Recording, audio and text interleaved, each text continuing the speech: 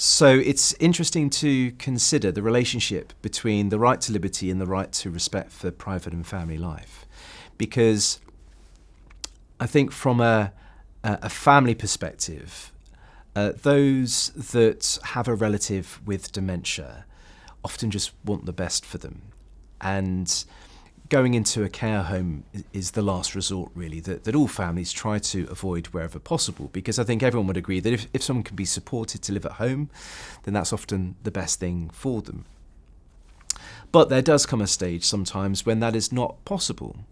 Either the support is not available or the cost is too high. And so sadly, in many dementia scenarios, we are looking at residential care.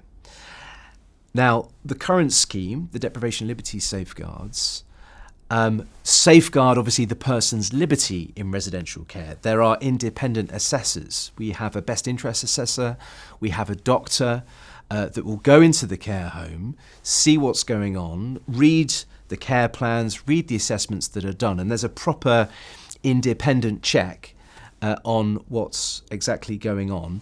And if the person's care arrangements are too restrictive, then one of the purposes of DoLS is to sort of liberalise those restrictions. Maybe they can go out by themselves. Maybe they don't need to be confined to the care home. So that's one of the key purposes behind DoLS. It's to examine the restrictiveness of the arrangements and also, as best as possible, to try and improve the residents' happiness. So that's all through the lens of Article 5 and the right to liberty. But so far as the family are concerned, often the family just want the person to be safe and happy.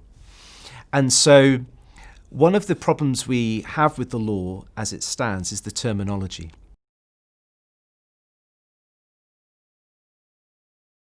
If you try and say to a family member who has just placed their relative in a care home, well, we need to use the deprivation of liberty safeguards, that sounds terrible. It sounds like a bad thing. It sounds like you're taking away something that your family member has. And so what you sometimes find is that families don't get this deprivation of liberty thing, because from their point of view, their relative is not detained in a care home, they're just being looked after. And so insofar as family interests are concerned, what matters more often than not is not whether the person's liberty is being safeguarded, it's whether they are happy living there, whether they are being well looked after, whether the food is nice, whether there are enough activities going on in the care home. It's those sort of person-centred factors that the family are most interested in. And so one of the things about LPS is the terminology. So rather than depriving liberty, LPS will be all about protecting liberty.